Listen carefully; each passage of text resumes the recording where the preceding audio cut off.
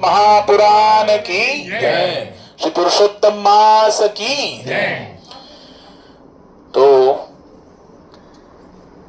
परम पवित्र ऐसे श्री पुरुषोत्तम मास, जिसको ही हम लोग अधिक मास के नाम से जानते हैं, ज्येष्ठ मास में ये अधिक मास आया हुआ है।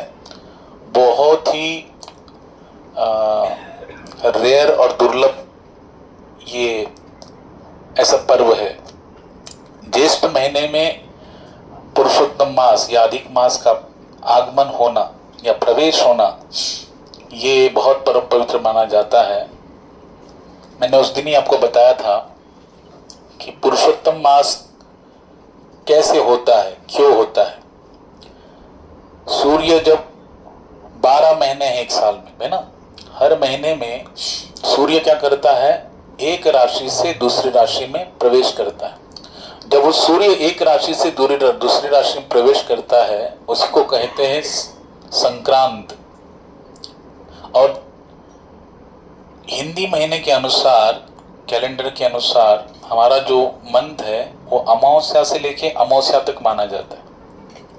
इसलिए अमावस्या से लेके अमावस्या तक जो एक महीना है, उसमें जब सूर्य संक्रमण नहीं करता है, यानी किसी राशि में प्रवेश नहीं करता, तो वो जो महीना है वो अधिक मास के नाम से जाना जाता है।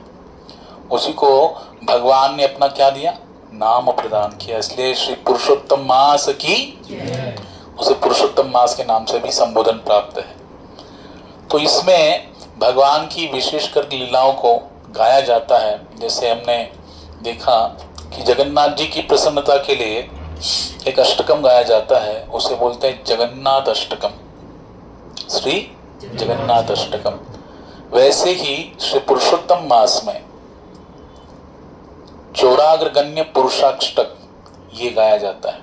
जैसे कार्तिक मास में दामोदर अष्टकम गाया जाता है, श्री जगन्नाथ जी की प्रियता के लिए, प्रसन्नता के लिए जगन्नाथ अष्टकम गाया जाता है।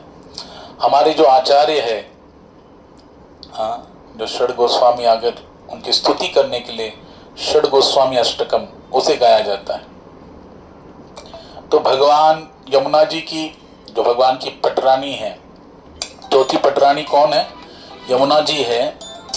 तो यमुना जी के लिए भी वहाँ पे कहा जाता है, उनकी प्रसन्नता के लिए भी एक अष्टक गाया जाता है, उसे कहते हैं यमुना अष्टकम। शास्त्र में इसको भी गाया गया है। तो यमुना अष्टकम गाते हैं। तो अष्टकम क्यों गाते हैं, जिनके लिए गाया जाता है उनकी प्रसन्नता के लिए अष्टकम गाया जाता है। वैसे ही पुरुषोत्तम मास में चौराग्रगण्य पुरुषाष्टक गाया जाता है। ब्रजे प्रसिद्धम नवनीत चौरम, गोपांगनानां च दुकुल चौरम, अनेक जन्मार्जित पाप चौरम, अनेक जन्मार्जित पाप चौरम, चौराग्रगण्यं पुरुषं नमामि, चौराग्रगण्यं पुरुषं नमामि। तो ये बिल्वमंगल ठाकुर के द्वारा ये गाया गया पुरुषाष्टकम है कि नहीं। हरे कृष्ण कृष्ण कृष्ण हरे हरे, हरे राम राम राम हरे हरे, हरे कृष्ण कृष्ण कृष्ण हरे हरे, हरे राम राम राम हरे हरे। तो ये श्री बिल्वमंगल ठाकुर के द्वारा गाया जाता है, गाया गया है। इन्होंने रचना किया। ब्रजे प्रसिद्धम नवनीत चौरम, गोपांगनानां च दुकुल चौरम, अनेक जन्मार्जित पाप चौरम, चौराग्रगण्यम पुरुषम नमामि। इसमें कहते हैं ब्रज में प्रसिद्ध माखन चुराने वाले एवं गोपियों के चीर चुराने वाले, ब्रजे प्रसिद्धम नवनीत चौरम, नवनीत का अर्थ होता है माखन चुराने वाले। ये ब्रज में प्रसिद्ध है। ब्रजभूमि कितने कोस की है, 84 कोस की ब्रजभूमि। एक कोस जो होता है वो 3 किलोमीटर का माना जाता है। ऐसे देखा जाए तो ब्रजभूमि 84 कोस कितना किलोमीटर का हो गया, फिर 292 किलोमीटर का वो पूरा क्षेत्र है। और उस पूरे ब्रजधाम में जो साक्षात जो धाम है भगवान का। जैसे ब्रह्मा जी ब्रह्म संहिता में कहते हैं, गोलोक नामनी निज धामनि तले च तस्य देवी महेश हरिधाम सुतेषु तेषु तेते प्रभाव निचया भीताश्रेन गोविंदमादि पुरुषम तम भजामि। तो सबसे उच्च लोक कौन सा है? सर्वोच्च लोक गोलोक वृंदावन धाम है। भगवान श्री राधा कृष्ण की नित्य लीला वहां पे होती रहती है। तो जो ब्रज धाम है, नित्य ब्रज धाम है, नित्य वृंदावन है, वही यहाँ पृथ्वी तल पर उतर आया है। जो उसका ही स्वरूप, साक्षात स्वरूप ठाकुर जी वहां पर विद्यमान होकर नित्य लीलाएं करते रहते आज भी। इसलिए वृंदावनम परित्यज्य पादमेकम न गच्छति, कृष्ण एक पग भी उस वृंदावन को त्याग कर बाहर जाते नहीं है। इसलिए उस ब्रज धाम में प्रसिद्ध कौन है? ब्रजे प्रसिद्धम नवनीत चोरम। वो ब्रज में प्रसिद्ध है माखन चुराने वाले, वो कौन है? कृष्ण है। एवं गोपियों के चीर चुरान, गोपांगना नाम च दुकुल चौरम। गोपियों के क्या किया भगवान ने? चीर का हरण किया। हाँ, दो प्रकार के अपराध है, एक लौकिक अपराध, हाँ, और एक देखा जाए तो आध्यात्मिक अपराध भी है। लौकिक अपराध क्या है कि जैसे गोपियां जाती थी यमुना में स्नान करती थी, मार्गशीर्ष महीने में उन्होंने क्या किया था? भगवान को पति रूप में पाने के लिए कात्यायनी देवी की आराधना करती थी गोपियां। तो भोर में उठती थी और यमुना में स्नान करती थी। हाँ, यमुना में स्नान करने के लिए गोपियां प्रयुक्त होती थी। तो जब भी यमुना में स्नान कर रही है तो बिना वस्त्र, निर्वस्त्र होके जब उन्होंने किया तो भगवान ने वहां पे उनको चीर हरण करके ये शिक्षा प्रदान की। क्या शिक्षा प्रदान की? ये शिक्षा प्रदान की ठाकुर जी ने कि एक तो लौकिक अपराध क्या है कि कोई यहाँ पे अभी जो स्नान कर रही है कोई व्यक्ति, हाँ, जो दुष्ट प्रवृत्ति का है, वो वहां पे आकर उनको क्या कर सकता है? उनके पावित्र को भंग कर सकता है। इसलिए उस प्रकार से उनको ऐसे प्रवेश नहीं करना चाहिए। दूसरा बात, जल के जो देवता होते हैं उनका नाम है वरुण देवता, है ना। तो वरुण देवता का भी क्या होता है? एक प्रकार से अपराध हो जाता है। इसलिए कभी भी जब भी हम जल में स्नान करते हैं, नदी में, सरोवर में, समुद्र में जब भी स्नान करते हैं तो हमें कभी भी ध्यान रखना चाहिए हमारे शरीर पे कुछ ना कुछ वस्त्र हमको धारण करना चाहिए।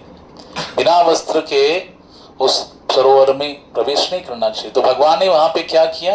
गोपांगना नाम च दुकुल चौरम, भगवान ने गोपियों का चिर हरण किया। इसलिए आज वृंदावन में जाते हैं, परिक्रमा करते हैं, तो वहां पे क्या है? चीर घाट है ना, चीर घाट है। जैसे कालिया दह का भी घाट है, वैसे चीर घाट भी है। तो भगवान ने लीला की और फिर कहते हैं अनेक जन्मार्जित पाप चोरम। भगवान कैसे चोर है? हाँ, एक बहुत सुंदर भजन है,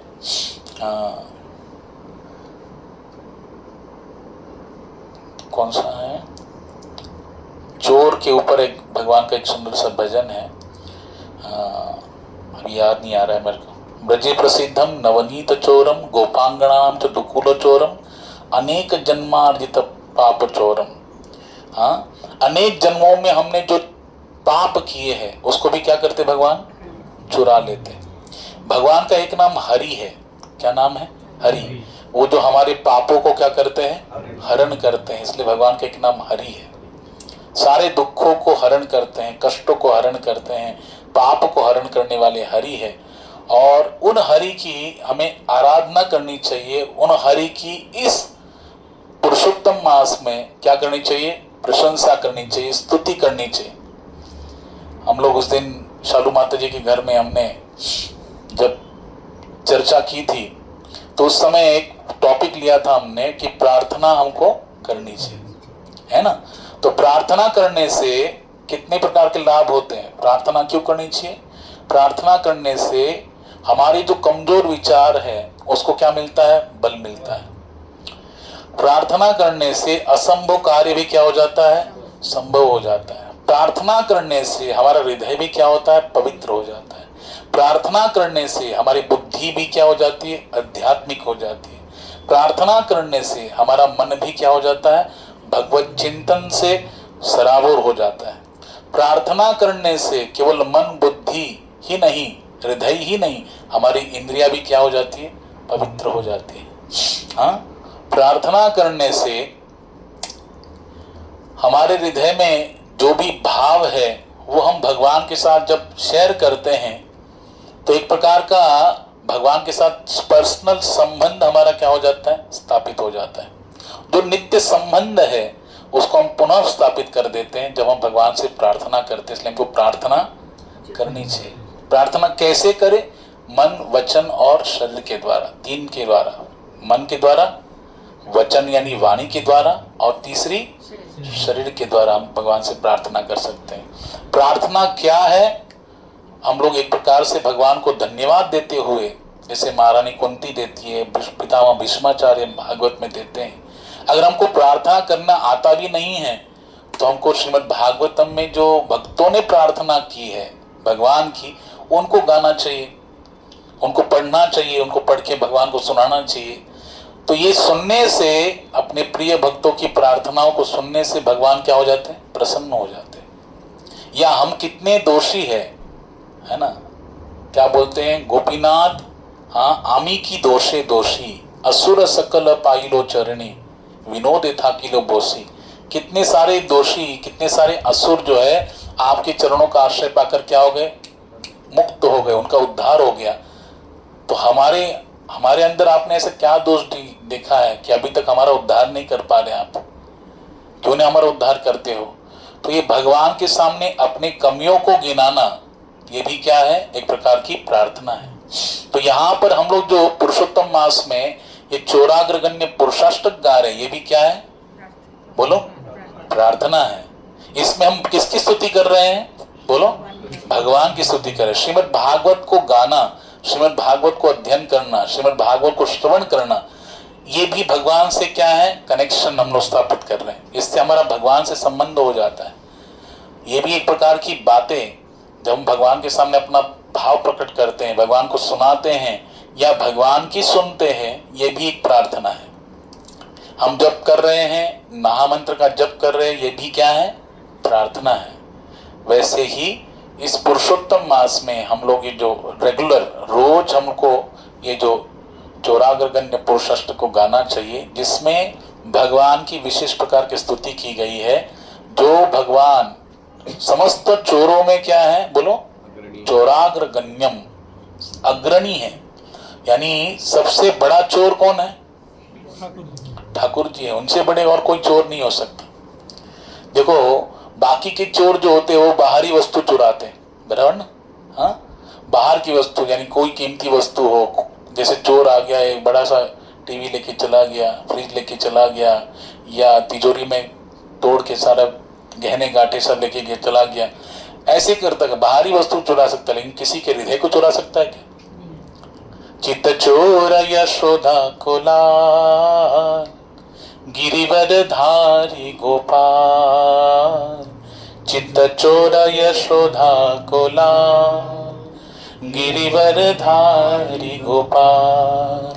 गोपाल गोपाल गोपाल गोपाल, नंदलाल नंदलाल नंदलाल नंदलाल।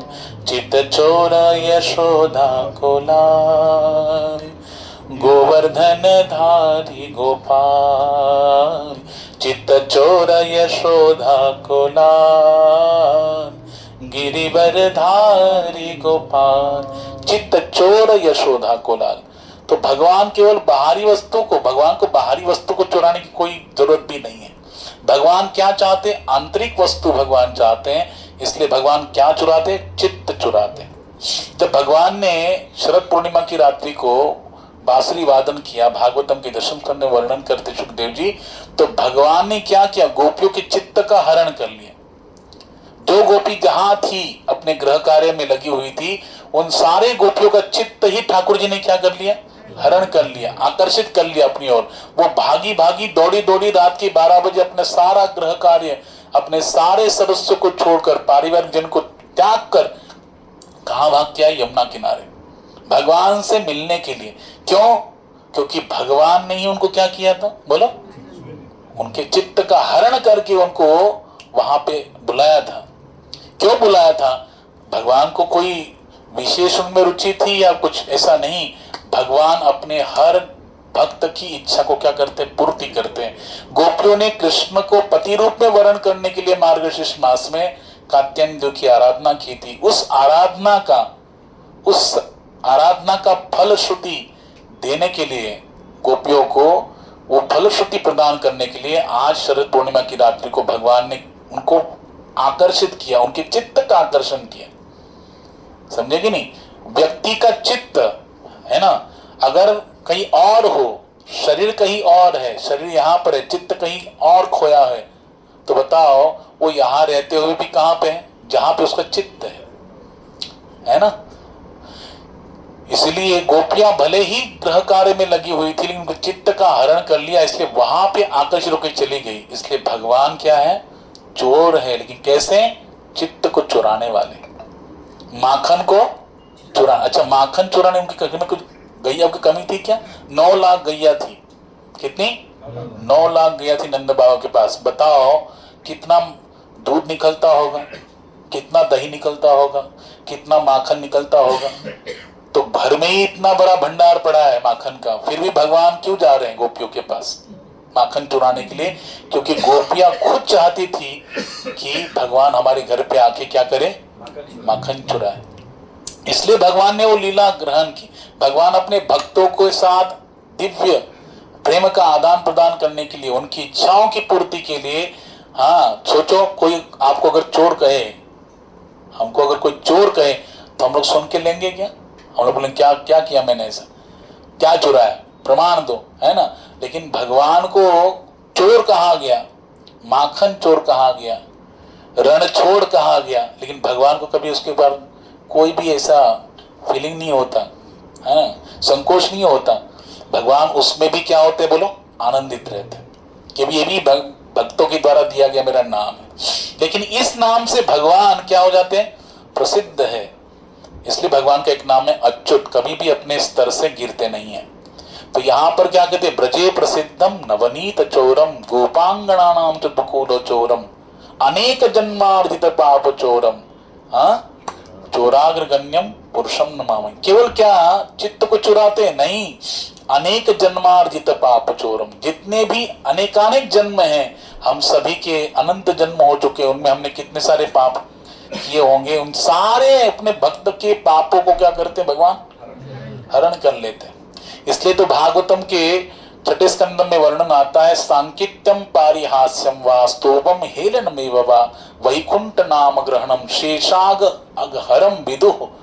भगवान श्री कृष्ण के नाम को संकेत, परिहास, अवहेलना से या मनोरंजनपन कैसे भी लेंगे हम लोग, लेकिन वही नाम जो है हमारे सारे पापों को क्या करता है? नष्ट कर देता है। समझे कि नहीं? इसलिए अनेक जन्मार्जित पाप, ऐसे चोर है अपने भक्तों के सारे अनेक जन्मों के पाप को चुरा लेते हैं, उनको पवित्र कर देते हैं। फिर कह रहे श्री राधिकाया हृदयस्य चौरम नवांबुद श्यामल कांति चौरम पदाश्रितानां च समस्त चौरम चोराग्रगण्यम पुरुषम नमामि। बिल्वमंगल ठाकुर जी कह रहे हैं। बिल्वमंगल ठाकुर की थोड़ी सी कथा गोस्वामी तुलसीदास जी से ऐसी थोड़ा सा समांतर है उनके जीवन में, जीवन चरित्र में।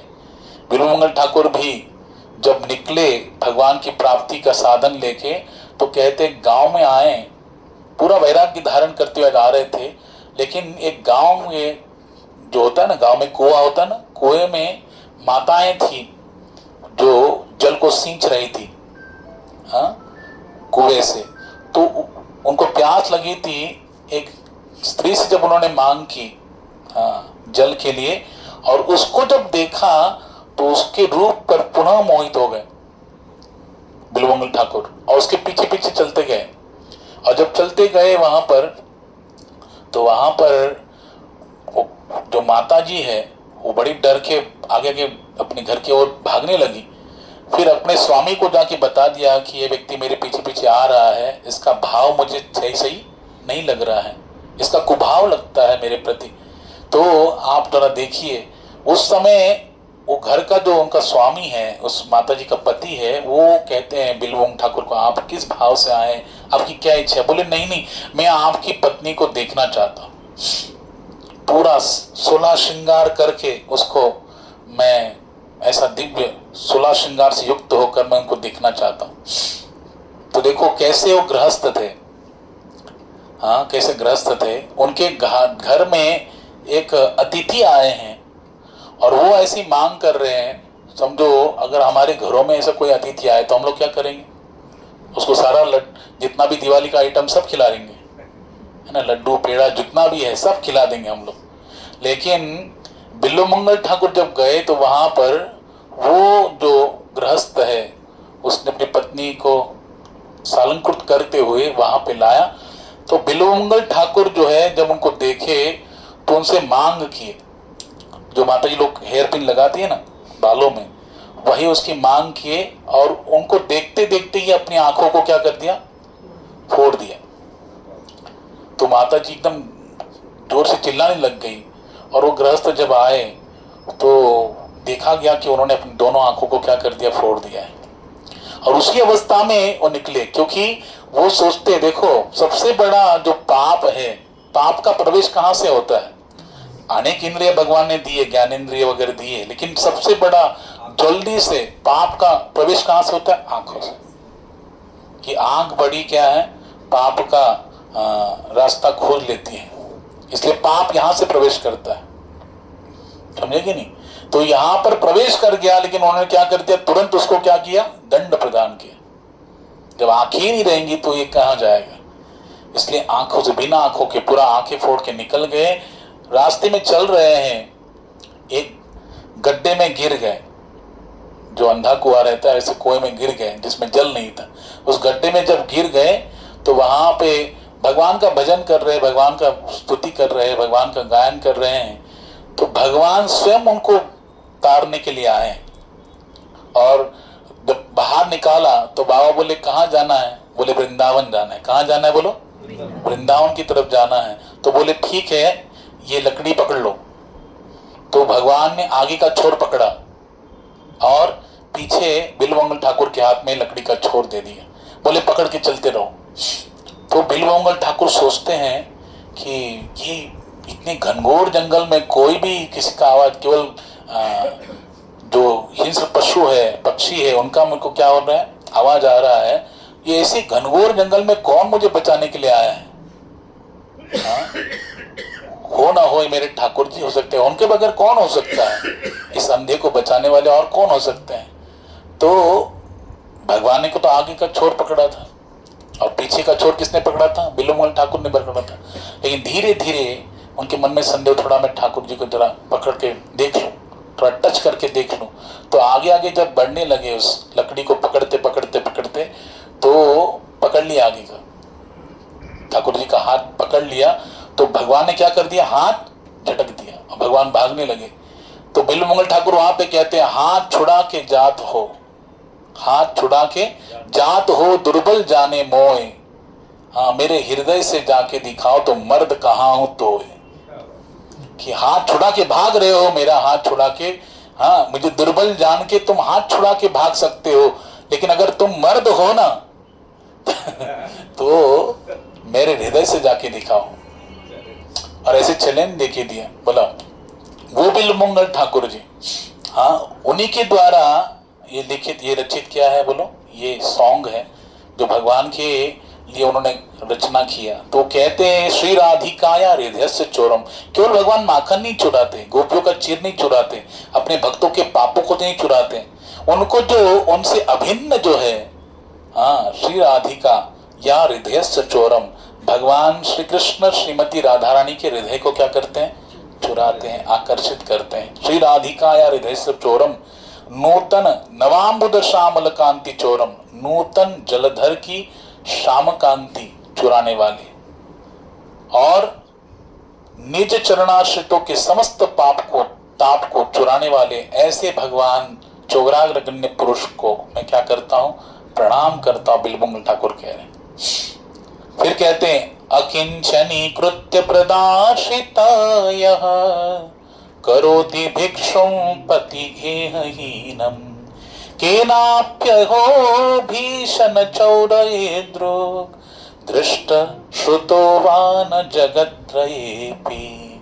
बिल्वमंगल ठाकुर जी कह रहे जो अपने चरणाश्रितों को निष्किंचन बनाकर, देखो भगवान क्या करते हैं, भक्त के अंदर कितना भी दोष क्यों न हो, भगवान क्या करते हैं, नष्ट प्रायेषु भद्रेषु, सारे अभद्र को नष्ट कर देते हैं और भगवान उसको सद्गुणों से भर देते हैं। इसलिए देखो जो भगवान की भक्ति करता है ना, उसके अंदर क्या आती है, विनम्रता आती है। विद्या विनय संपन्ने ब्राह्मणे गव्यस्ति निष्णुनि चेव सुपाके च पंडिता समदर्शिना, उसके अंदर समदर्शिता आती है। भगवान ने गीता में कहा यम हीन गतियन्ते ते पुरुषम पुरुषर्षभ सम दुख सुखम धीरम स्वमृतत्वाय कल्पते, जो सुख और दुख में समभाव धारण करके रहता है वो हर परिस्थिति को, मात्रा स्पर्शास्तु कौन्ते शीतोष्ण सुख दुखदा आगमा अपायिनो नित्यास्तान्ति तिक्षस्व भारत, वो जो जानता है सुख और दुख को आने जाने वाला गर्मी और सर्दी के समान ये आएगी और जाएगी, ऐसा मानता है, ऐसा धीर व्यक्ति हाँ स्वमृतत्वाय कल्पते, वो मुक्ति को प्राप्त करने के लिए योग्य है। तो ये सारे दिव्य गुण कैसे आएंगे, जब व्यक्ति भगवान से जुड़ता है, भगवान की भक्ति करता है, भजन करता है, सेवा करता है, तब भगवान उसको क्या करते हैं, उसके दुर्गुणों को नष्ट कर देते हैं, अभद्र को नष्ट कर देते हैं, दोषों को निवारण करके उसमें सारे गुण ही गुण भर देते हैं, दिव्य गुणों से आप्लावित कर देते हैं, जिन गुणों के द्वारा वो भगवान की आराधना, भगवान की तरफ और नजदीकी बढ़ा सकता है, भगवान को प्रसन्न कर सकता है अपने गुणों के द्वारा, अपने व्यवहार से, अपने सेवा से, अपने नाम भजन से। तो इसलिए यहाँ पर कहा गया भगवान के भक्तों को भगवान क्या करते हैं, निष्किंचन बनाते हैं। निष्किंचन का अर्थ होता है किसी भी चीज की अपेक्षा नहीं रखती, फिर पूरी तरह किस पर आश्रित हो जाते हैं, ठाकुर जी पर। जैसे भक्त सुदामा जी ये निष्किंचन भक्त थे, पूरी तरह किस पर आश्रित थे, बोलो भगवान पर आश्रित थे। हम तो प्रयास तो करते हैं, है कि नहीं, हम प्रयास तो करते, कमाई करते हैं किसके लिए, किसको पूछो तो क्या बोलता है, इस बस हाँ ये पापी पेट के लिए हम लोग करते हैं, इसको भोजन प्रदान करते हैं, अन्न को प्राप्त करने के लिए हम अथक परिश्रम करके धन अर्जित करते हैं, उससे अन्न को अर्जन करके फिर उसको शरीर को पोषण करते हैं। लेकिन सुदामा जी के विषय में कहा गया भागवत में कि वो अयाचित वृत्ति से रहते थे, भगवान के ऊपर डिपेंड रहते थे, जिसने आकर स्वयं आकर किसने दिया तो ही ग्रहण करते थे, अन्यथा नहीं ग्रहण करते थे। सोचो जो बहुत उच्च स्तर के महात्मा होते हैं, अभी भागवत में आएगा पंचम स्कंद में भगवान ऋषभदेव के बारे में वर्णन आता है। भगवान ऋषभदेव जब पूरी तरह वानप्रस्थ अवस्था को धारण करते जंगल में जाते हैं, उस समय वो अयाचित वृत्ति से रहते हैं। जैसे अजगर की वृत्ति होती है ना, अजगर करे ना चाकरी, पंछी करे ना काम, दास मलुकास ये कहे सबके दाता राम, है ना। अजगर कभी चाकरी करते हुए नहीं दिखा। हाँ, भागवतम के 11वें स्कंद में दत्तात्रेय भगवान ने 24 गुरुओं को बनाया। अपने जीवन में कितने गुरु बनाए, 24। उसमें से एक अजगर को भी बनाया, क्योंकि अजगर कहीं नहीं जाता, वो वहीं पे बैठा रहता है। उस स्वयं कोई आके शिकार आ जाए तो उसको ग्रहण करता है, अन्यथा वहीं पे रहता है। वैसे ही बोलते हैं कि जो भक्त होता है, उच्च स्तर के संत आचार्य भक्त होते हैं, वो उसी वृत्ति से रहते हैं, वो भगवान पर पूरी तरह निर्भर रहते हैं। इसलिए निष्किंचन, भगवान अपने भक्तों को क्या बना देते हैं, निष्किंचन। प्रभुपाद जी बताते हैं अगर हम अपने जीवन में एक नियम लें, कौन सा नियम, कि मैं जो भी अन्न ग्रहण करूंगा वो केवल और केवल मात्र भगवान को भोग लगाकर महाप्रसाद के रूप में ही ग्रहण करूंगा, ये अगर नियम ले ले हम लोग और इस पर दृढ़ बनाए रहे तो धीरे धीरे धीरे हम लोग जो बहुत खाते हैं ना, वो हमारी खाने की जो इच्छा भी क्या हो जाएगी, कम होने लगेगी। हमारा आहार भी स्मित आहार हो जाएगा। हाँ, युक्त आहार विहारस्य युक्त चेष्टस्य कर्मसु, भगवान ने गीता में कहा कि हमारा आहार विहार, हाँ ये कैसा होना चाहिए, युक्त आहार विहारस्य। हाँ, परिमित मात्रा में होना चाहिए। तो जितना जरूरी उतनी मात्रा में हो जाएगा। जब क्या होगा, जब भगवान की महाप्रसाद को ही ग्रहण करेंगे, ये हमारा भाव पक्का हो जाए तो। और याद रखिए, जब भगवान को भोग लगा के खाते हैं तो वो सबसे पवित्र अन्न होता है, अन्नपूर्ण ब्रह्म है। तो साक्षात भगवान के होठों से स्पर्श होते हुए यहाँ पर भक्त को प्राप्त होता है, तो उसका आस्वादन अलग होता है। ये केवल भक्त ही उसका अनुभव कर सकता है। आप देखेंगे, नॉर्मल अगर हम परीक्षण करेंगे तो एक अन्न बनाएंगे, भोजन बनाएंगे, उसको भोग बिना भोग लगाए जब ग्रहण करेंगे उसका टेस्ट आपको अलग आएगा। लेकिन जो पूरे भाव से बना के जब ये बनाता है भक्त कि यार ये ठाकुर जी को समर्पित होने वाला है, उस भाव से बनाकर भगवान को समर्पित करता है, उस अन्न का अगर हम ग्रहण करेंगे तो उसका टेस्ट बोलो अलग होगा। कुछ लोग ऐसे होते हैं, बोलते कि अरे हम लोग घर में ये खाता नहीं है, लेकिन देखो वहां पे मंदिर में जाके भगवान का महाप्रसाद खा रहा है, बड़े चाव से खा रहा है। क्यों? क्योंकि उसमें एक अलग प्रकार का टेस्ट है, आस्वादन है। इसलिए भगवान के भक्त क्या करते हैं, भगवान पर प्रति निर्भर होते हैं, उनके अंदर वो भाव प्रकट होता है। क्यों प्रकट होता है?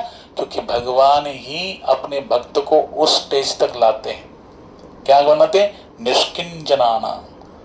इसलिए भगवान किसके धन है? जो निष्किंचन है, निरपेक्षम मुनिम शांतम निर्वैर समदर्शिनम। भगवान किसके पीछे पीछे भागते हैं? जो निरपेक्ष है, जिसको कोई अपेक्षा नहीं है, जो उनके चिंतन में लगा रहता है, जो शांत है, निर्वैर है, समदर्शी है। ये सारे दिव्य गुण है कि नहीं? ये सारे दिव्य गुण से युक्त भक्त होता है। और ऐसे भक्त के पीछे ठाकुर जी भागते हैं। तो भगवान अपने भक्त को निष्किंचन बनाते हैं। मार्ग में घूमने वाले अनिकेत भिक्षु बना देता है। तथा ऐसा भयंकर चोर तो किसी ने तीनों लोकों में देखा या सुना नहीं। सबसे बड़ी कृपा क्या है? हम लोग सोचते हैं कि हमको फ्लैट मिल गया, गाड़ी मिल गई, बंगला मिल गया, तो भगवान की बड़ी कृपा हो गई, है ना। हमारी सारी इच्छा आकांक्षाएं पूरी हो रही, कोई दुख नहीं, कोई टेंशन नहीं, कोई रोग नहीं। तो भगवान की बड़ी कृपा है।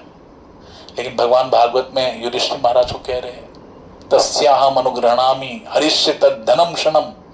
जिसमें मैं कृपा करता हूं उसके सारे धन वैभव को छीन लेता हूं। क्या करते हैं? बताओ आपको किसको भगवान की कृपा चाहिए? भगवान कह रहे यस्याम अनुग्रहणामि हरिष्य तद धनम क्षणम। युधिष्ठिर महाराज को भागवत में कह रहे उसी क्षण में उसका धन सारा छीन लेता हूं, उसका कहीं का नहीं रखता, कोई सहारा नहीं रखता, अपमानित कर देता हूं उसको समाज में। बताओ, भगवान की ये कृपा है। और हम लोग क्या मानते हैं? सब कुछ अच्छा बना रहे, यही भगवान की सबसे बड़ी कृपा है। लेकिन यहाँ पे बिल्वमंगल ठाकुर कह रहे हैं कैसा चोर है देखो। वो क्या बना देता है? भिक्षुक बना देता है। क्या बना देता है? अपने भक्तों को भिक्षुक बना देता है। ऐसा जो चोर है तीनों लोकों में किसी ने देखा नहीं होगा। हम भगवान के पास क्यों जाते हैं? दुखों को दूर करने के लिए। भगवान ने खुद कहा आर्तो जिज्ञासी अर्थार्थी ज्ञानी च भरतर्षभ, आओ मैं तुम्हारा दुख दूर करूंगा। लेकिन भगवान ये प्राथमिक जो प्रारंभिक साधक है, जो उनसे बड़ा विमुख है, संसार में खोया हुआ है, लेकिन भगवान की तरह दुख आता है तो नतमस्तक हो जाए, उसकी कृपा करते हैं। प्रारंभिक प्राइमरी लेवल का। लेकिन जो उच्च स्तर का है ना, हायर लेवल का जो डिवोटी है, उसके जीवन में भगवान कैसे कृपा करते हैं? हरीश तद धनम क्षणम, सारा कुछ हरण कर लेते हैं। क्यों कर लेते हैं? क्योंकि भगवान चाहते हैं कि वो पूरी तरह किस पे डिपेंड हो? भगवान पर। एक बार कृष्ण अर्जुन जा रहे थे और एक मैया के घर में गए, बहुत छोटी सी कुटिया में रहती थी, उसके बाद एक गैया थी। भगवान कृष्ण बलराम कृष्ण अर्जुन गए और कृष्ण अर्जुन जाने के बाद उन्होंने आश्रय लिया, तो बड़ा जैसे उसके पास सुविधाएं थी वैसे दिया। भगवान को गाय का दूध प्रदान किया। भगवान तो गौ माता को बड़े प्रेम करते हैं, गौ माता का दुग्ध ग्रहण किया। भगवान बोले वाह वाह वाह। कृष्ण अर्जुन वहां से निकल गए और एक सेठ के यहाँ गए, तो वो सेठ तो वहां पे था नहीं। भगवान आए हैं, समाचार मिलने के बाद भी उतना बिजी था कार्य में। तो भगवान को अर्जुन कहते देखो प्रभु, दोनों ने सेवा की है, बुढ़िया ने भी सेवा किया, इसने भी सेवा किया, लेकिन इसके पास आपको मिलने का समय नहीं। उसने तो कितना प्रकट होकर बड़े नम्रता से आपका पूरे सारे देह से आपको सेवा किया है। आप दोनों को आशीर्वाद दीजिए। तो भगवान कहते हैं जो सेठ है वो उसको दिन दुगना रात दुगना और उसकी प्रगति हो जाए, इतना पैसा मिल जाए, बस उसी में खोया रहे। और ये जो माई है ना, इसकी जो गैया है वो मर जाए। और बोलते हो माई जो है उसकी गैया मर जाए। अर्जुन को तो टेंशन है, बोला क्या बात कर रहे हो, उसके पास जो था गैया जिसका एकदम पवित्र अमृत जैसा दूध आपको पिला, बोलते उसी को मार दे रहे। और ये तो आपको मिलने भी नहीं है इतना बड़ा, टाइम भी नहीं उसके पास, और बोलते उसके दिन दुगना रात दुगनी और प्रगति हो जाए और उसको पैसा मिले और बिजी हो जाए।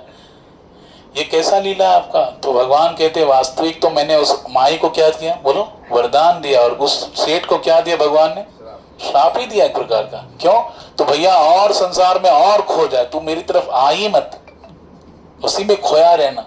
लेकिन उस माई को क्या किया, उसकी गैया को मार दिया, क्योंकि उसका थोड़ा सा मोह किसमें था, गैया में था। उसकी आसक्ति को ही तोड़ दिया, ताकि गैया मरेगी तो पूरा भाव किस पे आएगा, भगवान के प्रति बन जाएगा। तो वहां पे हमको दिख रहा है भौतिक दृष्टि से कि भगवान ने उसके साथ क्या किया, हाँ दुर्व्यवहार किया, लेकिन वास्तविक में भगवान ने उसको क्या कर दिया, हाँ वास्तविक वरदान देकर अपना बना लिया। इसलिए भगवान परफेक्ट है, पूर्ण है, और उनकी हर जीव के प्रति जो प्लानिंग है ना वो भी पूर्ण। लिखना हम वर्तमान में भगवान की प्लानिंग को समझ नहीं सकते, क्योंकि क्या है बोलो, अपूर्ण बुद्धि है, अपूर्ण इंद्रिया है। हम भगवान की प्लानिंग को क्या समझ सकते हैं। लेकिन यहाँ पे कह रहे हैं सबसे बड़ी कृपा क्या, भगवान अपने भक्तों को क्या कर देते हैं, बोलो भिक्षुक बना देते हैं।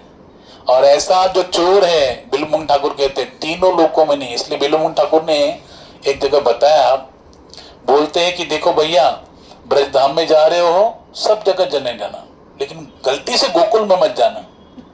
अच्छा गोकुल में गए भी तो उस नंद भवन के आंगन में, नंद भवन के आंगन से बगल से मत जाना। क्यों, बोले नंद भवन के आंगन में एक छोटा सा हाँ श्याम वर्ण का बालक खड़ा है, हाँ, और ऐसे घुटनों पे हाथ रखकर टुकुर टुकुर देखता रहता है जो जाने वाले राहगीर को। अगर उससे किसी की नजर मिल गई तो वो सब कुछ चुरा लेगा तुम्हारा, तो किसी काम के नहीं रह जाओगे उसकी एक बार नजर मिलने से। इसलिए वहां से मत जाना, ये बिल्वमंगल ठाकुर कहते हैं। अपना सर्वस्व वो भगवान को अर्पण कर देते हैं। वो जैसे भगवान है ना, देखो परम वैरागी भी कौन है, बोलो कृष्ण ही है।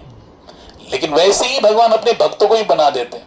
एक बहुत बड़े भक्त हुए सौराष्ट्र में, ईश्वर दास करके, उनके जीवन की कथा बताते हैं कि वो इतने निष्किंचन थे, इतने निष्किंचन थे कि भगवान रोज उनके गोद में आके खेलते थे, लेकिन कभी भगवान से कुछ नहीं मांगते थे। उनके घर में इतना आर्थिक ये थी, निर्धनता थी, खाने के लिए भी नहीं था, लेकिन कभी भी भगवान से मांग नहीं किए। एक बार ठाकुर जी ने कहा कि देखो मैं रोज तुम्हारे पास, तुम कुछ मांगते क्यों नहीं हो। तो उन्होंने कहा कि जब मैं तुम्हें मांग लूंगा प्रभु, कुछ वस्तु मांग लूंगा, तो रोज जैसे आके मेरे गोद में आके आप खेलते हो, लीला करते हो, प्रेम करते हो, क्या ये करोगे। नहीं, बोले जब तुमको सब धन वैभव मिल गया तो मेरी क्या गरज है, मेरी क्या आवश्यकता है। बोले बस इसीलिए मैं आपसे कुछ मांगता नहीं, है ना। इसलिए भगवान कहते हैं दीयमानम न गृह्णन्ति बिना मत सेवनम जना। भगवान को कौन सा भक्त प्रिय है, जो देने की इच्छा है ठाकुर जी की, लेकिन फिर भी वो मांगता नहीं है, लेता नहीं है भगवान से। केवल क्या मांगता है, बोलो क्या आप किसकी अपेक्षा है, बिना मत सेवनम जना, केवल सेवा का ही उसको क्या है, अभिलाषा है। ऐसे मेरे भक्त मुझे अत्यंत प्रिय है। इसलिए भगवान क्या करते हैं, निष्किंचन बना देते अपने भक्तों को। बिल्वमंगल ठाकुर कह रहे हैं यदि अमानापि हरत्य शेषम गिरि प्रसारानपि पापराशिं आश्चर्य रूपो ननु चौरयेद्रो दृष्ट श्रुतोवान माया कदापि। जिसका नाम मात्र लेना भी पर्वत के समान विशाल पाप समूह को समूल हर लेता है। भगवान का नाम कैसा है, सुमेरु पर्वत जैसा हमारा पाप क्यों ना हो, लेकिन नाम अगर लेते हैं, छोटा सा नाम, हरे कृष्ण कृष्ण कृष्ण हरे हरे, हरे राम राम राम हरे। जैसे हम भगवान का नाम लेते तो सुमेरु पर्वत जैसा हमारा पाप क्यों ना हो, लेकिन वो सारा का सारा पाप क्या करते, समूल भगवान कहते हैं नष्ट कर देते हैं। कर्माणि निर्दहति किंतु च भक्ति भाजाम गोविंदमादि पुरुषम तमहं भजामि। सारे विगत पाप कर्मों को भगवान क्या कर देते हैं? नष्ट कर देते हैं। अहं त्वासुर पापेभ्यो मोक्षयिष्यामि मा शुच। भगवान गीता में कह रहे हैं 18 अध्याय में, केवल तुम मेरी शरण में आ जाओ, मैं तुम्हें समस्त पापों से मुक्त कर दूंगा। केवल पापों से मुक्त नहीं करूंगा, मोक्षयिष्यामि, आपको मोक्ष प्रदान कर दूंगा, जो चौथा पुरुषार्थ कहा गया। तो भगवान इतने दयालु, केवल हमको कहना मात्र की दूरी है। हम केवल ऐसा भी कह दे, भले हमारा हृदय से ये पुकार नहीं, लेकिन अगर बोलने के लिए भी बोले कि प्रभु मैं आपका हूं और आप मेरे हैं। ठाकुर जी इतना कहने मात्र से, मैंने कहा ना प्रार्थना में बहुत बल है। हाँ, मैंने कल उदाहरण दिया था उस दिन कि हम लोग बॉलीवुड मूवीज में देखते कि नहीं, है कि नहीं? क्या देखते हैं कि विलन आके हीरोइन को अपहरण करके लेके जाता है, और उस समय हीरोइन क्या करती, जोर से चिल्लाती बचाओ बचाओ बचाओ बचाओ। जब वो पुकारती है तो उसका हीरो भाग के आता है और वहां फाइटिंग करता है, विलेन को मार के अपनी हीरोइन को बचा के लेके जाता है। बताओ, वो वहां पे पुकारती तभी तो हीरो आता है, बराबर कि नहीं? यानी बिना पुकारे हीरो भी वहां पे आता नहीं और विलन को मारता नहीं है। वैसे ही हाँ, भगवान भी चाहते हैं, भगवान नहीं जानते क्या, अंतर्यामी है वो, लेकिन वो चाहते कि भैया तुम मुझे पुकारो तभी तो हीरो बन के आएंगे। द्रौपदी ने उसको पुकारा, क्यों नहीं आए पहले? हाँ, पांडवों को जब वो पूरे विश्वास करके वहां पे पुकार रही थी, भीष्म पितामह के पास गुहार लगाई, द्रोणाचार्य के पास गुहार लगाई, कृपाचार्य के पास गुहार लगाई, हाँ धृतराष्ट्र महाराज के पास गुहार लगाई। कहते हैं, मैंने सुना था महाभारत में ऐसा आता है कि जब कृपाचार्य के पास बोला ना, तो कृपाचार्य ने एक ही उंगली ऊपर कर दी, बोले तुम और क्यों कहाँ कहाँ भटक रही हो, केवल एक को पकड़ो। एक साधे सब सदे, सब साधे सब जाए। एक को पकड़ो, एक तत्व नाम दृढ़ धरी मना, हरि सी करुणा यही लो तुझी। एक तत्व भगवान को ही पकड़ लो, अन्य सहारों के पीछे भागोगे तो कोई भी कहीं पे भी नहीं होगा। बताओ, किसी पेड़ की डाली को काटना है तो हम कैसे काटेंगे? एक ही जगह बारंबार जब घाव करोगे तभी क्या होगा, वो डाली कटेगी, है ना? लेकिन अलग अलग जगह पे घाव डालेंगे तो होगा क्या? नहीं होगा। ऐसे ही एक ही जगह पे। और ठाकुर जी ने देखो, वो प्रमाण है, द्रौपदी को तब बचाया जब पूरी तरह क्या हो गई, हाँ हे कृष्ण द्वारिकाधीश, हाँ प्रभु मुझे बचाओ, तभी भगवान आए। और कैसे आए बताओ, क्या सेवा की बताओ? वस्त्र अवतार धारण करके द्रौपदी की लज्जा की रक्षा की। बताओ, 10,000 हाथी का बल है, कोई साधारण एक हाथी को हम लोग देख के डर जाते हैं। 10,000 हाथियों का बल जिस दुशासन में होगा, क्या होगा वो?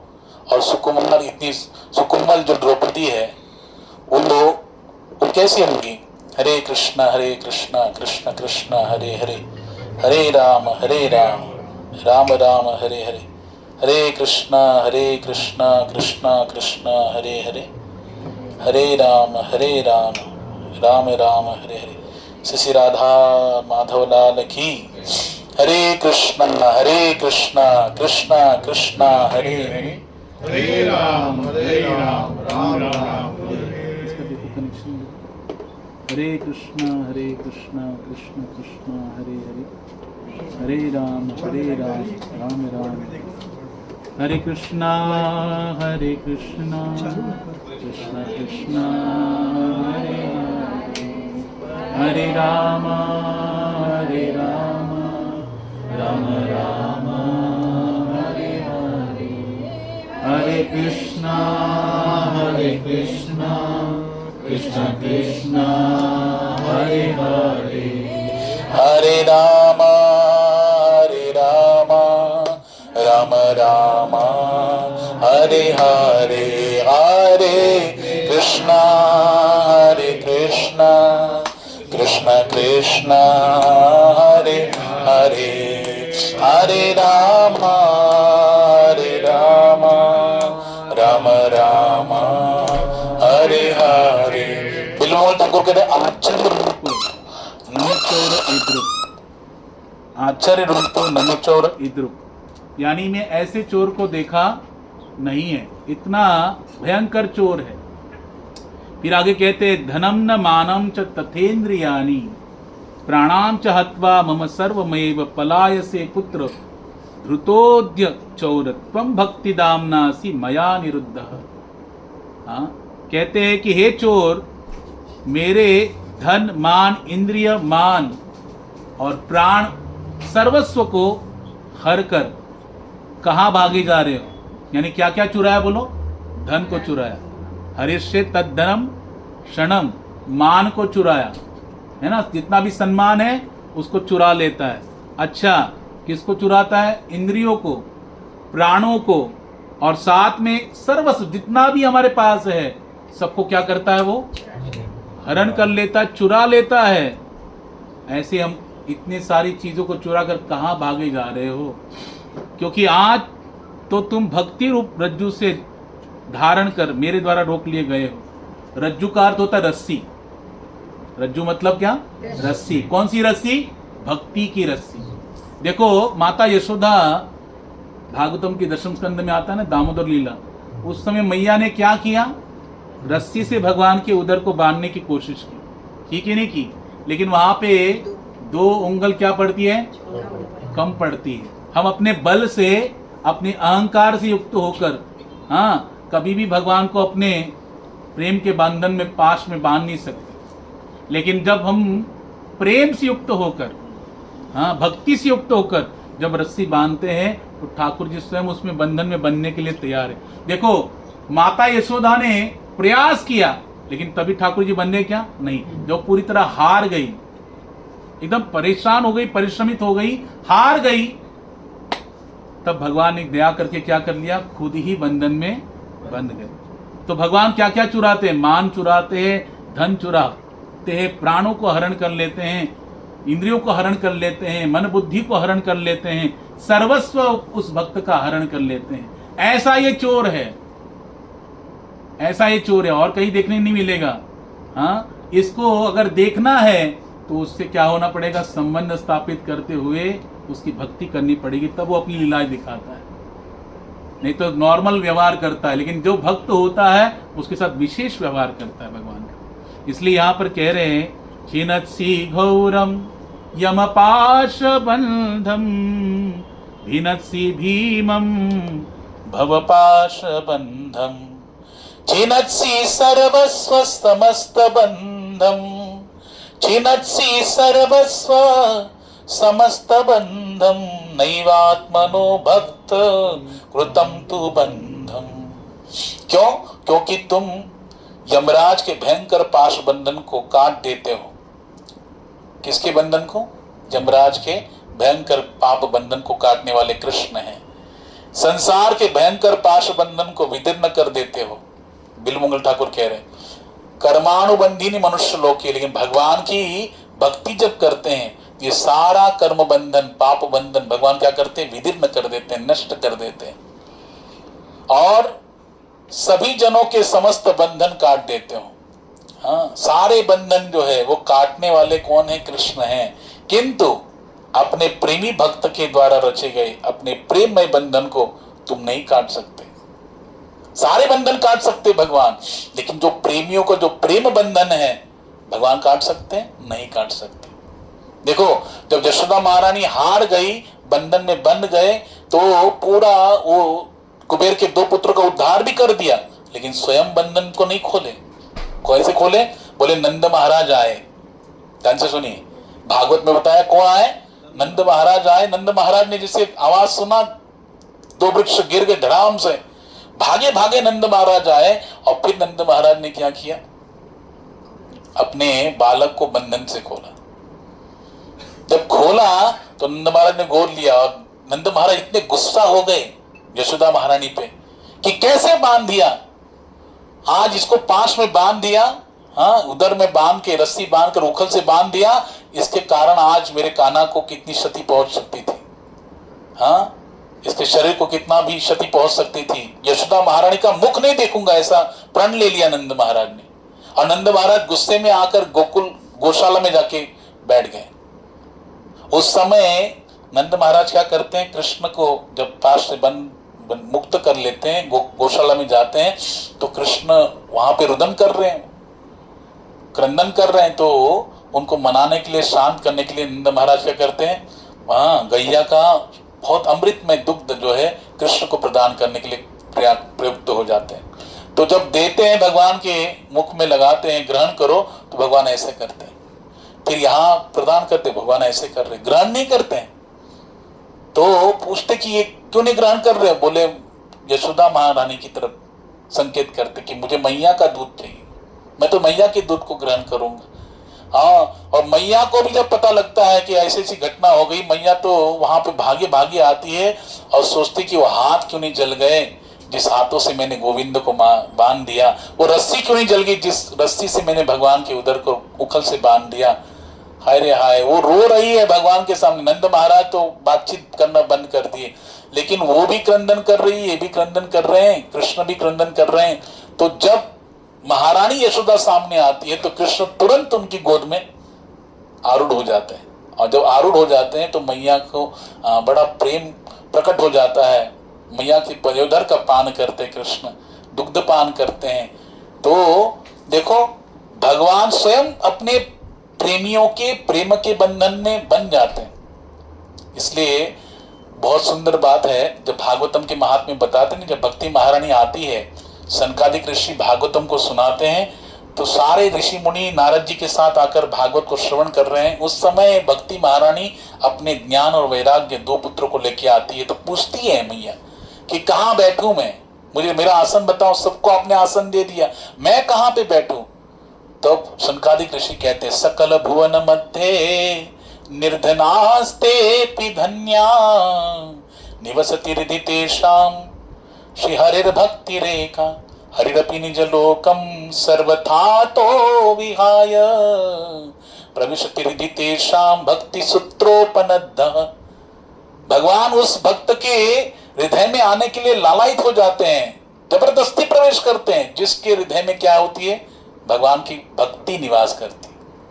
जिस हृदय में भक्ति का आगमन हो जाता है, वहां पर ठाकुर जी को बुलाना नहीं पड़ता, दौड़े दौड़े भागे भागे आते। अच्छा, क्या क्या छोड़ के आते? हरिरपि निज लोकम सर्वथा तो विहाय, अपने निज लोक वैकुंठ को छोड़कर ठाकुर जी हमेशा हमेशा के लिए उस भक्त के हृदय में आकर विराजमान हो जाते हैं। अच्छा, कैसे होते हैं? बोले कि अगर वो चाहकर भी भगवान वहां पे उसके भक्ति के सूत्र में इतने आबद्ध होते, आवृद्ध हो जाते हैं कि चाहकर भी ठाकुर जी बाहर निकलते नहीं है। तो भगवान अपने स्नेहियों के, प्रेमियों के प्रेम पाश में, भक्ति के बंधन में, उस सूत्र में ऐसे बन जाते हैं जिससे वो खुद चाहे फिर भी छूट नहीं सकते। यानी भगवान सारे बंधनों को काट सकते हैं, लेकिन अपने प्रेमियों के प्रेम बंधन को नहीं काट सकते, है ना।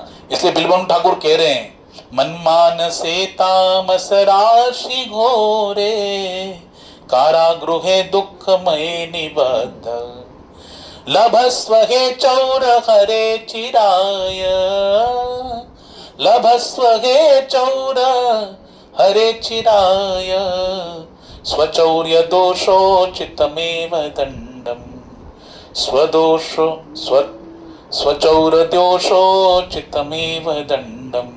बिल्वन ठाकुर जी कह रहे हैं कि ये मेरा सर्वस्व चुराने वाले, चोर रूप हरे, हरे यानी हरि, हरण करने वाले, मैंने आज तुमको अज्ञान रूप अंधकार समुदाय से भयंकर एवं दुख में मेरे मन रूपी कारागार में बांध लिया है। देखो, हमारा मन में क्या है? अज्ञान का अंधकार फैला हुआ है ना। हृदय में अज्ञान का अंधकार फैला हुआ है। इसलिए गुरु क्या करता है? क्या बोलते हैं हम लोग? प्रार्थना बोलते हैं ना। पहली क्या बोलते? बोलो। हाँ, ओम अज्ञान तिमिरांधस्य ज्ञानांजन शलाकया चक्षुरुन्मीलितं येन तस्मै श्री। हाँ, अज्ञान के अंधकार को, ओम अज्ञान तिमिरांधस्य, अज्ञान के घोर अंधकार को गुरुदेव क्या करते हैं? नष्ट करते। कैसे? ज्ञानांजन शलाकया, ज्ञान रूपी अंजन के द्वारा भगवान के जो प्रामाणिक प्रतिनिधि गुरुदेव है, वो हमारे हृदयस्थ ज्ञान के अंधकार को नष्ट कर देते हैं। चक्षुरुन्मीलितं येन, हाँ, दिव्य चक्षु का बोलते चक्षुदान दिलो ये जन्मे जन्मे प्रभु से दिव्य ज्ञान हृदय प्रकाशित। गुरुदेव क्या करते हैं? दिव्य चक्षु प्रदान करते हैं, जिसके द्वारा चक्षुदान दिलो ये जन्मे जन्मे प्रभु से, जिसके द्वारा हम जन्म जन्म में भगवान को क्या कर सकते, आराधना कर सकते, भक्ति कर सकते, और केवल उन्हीं की कृपा से दिव्य ज्ञान हृदय प्रकाशित। इसलिए भगवान ने कहा तद विधि प्रणिपातेन परिप्रश्नेन सेवया उपदेक्षन्ति ते ज्ञानम ज्ञानिनाम तत्वदर्शिना। उनके पास जाना पड़ेगा, तो गुरुदेव का कार्य है। वैसे ही बिल्वमंगल ठाकुर कह रहे हैं कि हे कैसा चोर है, क्या क्या चुराता है, बोले अज्ञान के घोर अंधकार को और दुखमय मेरे मन रूपी कारागार जो बांध लिया है, अपनी चोर रूप दोष के उचित दंड को ही बहुत समय तक प्राप्त करते रहो। हाँ, भगवान उस भक्त के हृदय में उसके अज्ञान को नष्ट करके उसको दिव्य ज्ञान प्रदान कर देते हैं, उसको दिव्य प्रेम प्रदान कर देते हैं। इसलिए देखो, नमो महावदन्याय कृष्ण प्रेम प्रदायते कृष्णाय कृष्ण चैतन्य नामने गौरत्विषे नमः। हाँ, क्या कह रहे हैं, बोले कि आप तो कृष्ण से भी ज्यादा क्या हो, नमो महावदन्य, बहुत महा उदार हो। हे चैतन्य महाप्रभु, आप कृष्ण से भी ज्यादा उदार हो। क्या करते हैं, कृष्ण प्रेम प्रदायते, भगवान स्वयं का प्रेम प्रदान करते हैं। प्रेम जिसके पास हो, बिना प्रेम रीझे नहीं तुलसी नंद किशोर। जब तक प्रेम नहीं है किसी के भगवान के प्रति, तब तक नंद किशोर उसके द्वारा रिश्ते नहीं है, समझे कि नहीं। प्रेम होगा तो भगवान क्या करते हैं, प्रेम का भूखा हूं मैं, हाँ प्रेम ही एक सार है, प्रेम से भजे जो मुझको भव से बेड़ा पार है। भगवान प्रेम के भूखे हैं। उस भगवान को जिसके पास सब कुछ है, लेकिन एक चीज का अभाव है, वो है प्रेम का, और वही प्रेम ठाकुर जी ढूंढते हैं। हाँ, वही प्रेम गोपियों के पास है तो गोपियों के पीछे पीछे भागते हैं, वही प्रेम भक्तों के पास है तो भक्तों के पीछे पीछे भागते हैं, वही प्रेम अर्जुन के पास है तो अर्जुन के सारथी बन गए। हाँ, अपने सारे पांडवों के, अपने भक्तों के भगवान क्या कर जाते हैं, निम्न से निम्न कार्य करने के लिए तैयार हो जाते हैं। ये भगवान का अपने भक्तों के प्रति क्या है, प्रेम है ना। इसलिए बिल्वमंगल ठाकुर कह रहे हैं भगवान बहुत दयालु है, अपना सर्वस्व उस भक्त पे लुटा देते हैं, लेकिन फिर भी भगवान को लगता है मैंने कुछ नहीं दिया, फिर भी लगता है उनको कुछ नहीं दिया, और भक्त भी अपना सर्वस्व लुटा दे। जैसे ठाकुर जी लुटाने के लिए तैयार है, वैसे भक्त भी अपना सर्वस्व भगवान को लुटा देते। और एक बात याद रखिए, भगवान कभी भी पहला कदम नहीं बढ़ाते। पहला जो कार्य भगवान नहीं करेंगे वो हमसे करवाते हैं। भैया तुम जो करोगे ये थामाम प्रपद्यन्ते, ध्यान से सुनिए, अगर हम भगवान की तरफ सन्मुख नहीं है तो भगवान अपनी ओर से कोई प्रयास नहीं करेंगे, हमको प्रयास करना पड़ेगा। हम जब उनको शरणागत होंगे तब भगवान हमारी मांग को, हमारी और प्रेम को बढ़ाते जाएंगे। इसलिए बिल्वमंगल ठाकुर कह रहे हैं ऐसा वो चोर है तो केवल माखन नहीं चुराता, गोपियों का चीर नहीं चुराता, अपने भक्तों के पापों को भी चुराता है, अपने भक्त के अज्ञान के अंधकार को भी चुराता है, और उसको दिव्य ज्ञान से भरकर दिव्य प्रेम से उत्पुत कर देता है। ऐसा वो चोर है। इसलिए ऐसे चोर की मैं क्या करता हूँ, आराधना करता हूँ, ऐसे चोर को मैं प्रणाम करता हूँ। फिर आखिर में कह रहे हैं कारागृहे वस सदा हृदये मदीये मदभक्ति पाश दृढ़बंधन निश्चलतन त्वाम कृष्ण हे प्रलय कोटि शतांतरेपि सर्वस्व चौर हृदयान्नि मोचयामि। हे मेरा सर्वस्व चुराने वाले कृष्ण, मेरी भक्ति रूप पाश के बंधन में निश्चल होकर मेरे हृदयरूपी कारागार में सदैव निवास करते रहो। मेरे भक्ति के बंधन में बनकर मेरे हृदयरूपी कारागार में हमेशा निवास करते रहो। ये बिल्वमंगल ठाकुर प्रार्थना कर रहे हैं भगवान से। और क्यों ऐसे बंधन में बंधे रहो, उस कारागार में क्यों बंधे रहो, क्योंकि मैं तो अपने हृदय रूप कारागार से करोड़ों कल्पों में भी विमुक्त नहीं करूंगा। मैं आपको अपने हृदय रूपी कारागृह से, जेल से करोड़ों जन्मों तक, करोड़ों कल्पों, जन्मों नहीं कल्पों तक मैं आपको मुक्त करने वाला नहीं हूं। समझे कि नहीं। इसलिए तुकाराम महाराज कहते हैं, हमारे महाराष्ट्र के, तुका म्हणे चित्त करारे निर्मल यौनी गोपाल राहे थे। जब हम अपना चित्त निर्मल कर देते हैं ना, तो भगवान वहां पे आकर विराजमान हो जाते हैं, प्रकट हो जाते हैं। यौनी गोपाल राहे थे। इसलिए अपने चित्त को निर्मल करने के लिए साधन क्या कलयुग में, महाप्रभु चैतन्य ने कहा, चेतो दर्पण मार्जनम भव महादावाग्नि निर्वापनम श्रेयः कैरवचंद्रिका वितरणं विद्यावधू जीवनम् आनन्दां बुद्धिवर्धनं प्रतिपदं पूर्णामृतास्वादनं सर्वात्मस्नपनं परम विजयते श्री कृष्ण संकीर्तनम। हाँ, केवल चित्त का मार्जन करने वाला इस कलयुग में एक ही साधन है। हाँ, वो क्या है? परम विजयते श्री कृष्ण संकीर्तनम। हरे कृष्ण कृष्ण कृष्ण हरे हरे, हरे राम राम राम हरे हरे। ये भी एक प्रार्थना है। हे राधा रानी, हे कृष्ण, आप मुझ अधम को अपनी सेवा में लगाए रखिए, नियुक्त कर लीजिए, मुझे अपनी सेवा से दूर मत कीजिए। ये भी प्रार्थना है भगवान से, समझेगी नहीं? इसलिए प्रार्थना करो, भजन करो, उनकी सेवा करो, उनकी कथा को श्रवण करो, एकादशी व्रत करो, उनके धाम की यात्रा करो। इसलिए महाप्रभु ने भक्ति के 64 अंगों में से 5 मुख्य अंग को ज्यादा जोर दिया। ध्यान से सुनिए। पहला है साधु संग, भक्तों का क्या कीजिए? संग कीजिए। दूसरा भागवत श्रवण, दूसरा क्या साधन है? भागवत को श्रवण कीजिए। तीसरा नाम संकीर्तन, भगवान के नाम का संकीर्तन कीजिए। चौथा विग्रह सेवा, भगवान के श्री विग्रह की क्या कीजिए? सेवा कीजिए। और 5वां है धामवास, वृंदावन, द्वारिका, जगन्नाथपुरी, ऐसे धामों में क्या करना है? निवास करना है।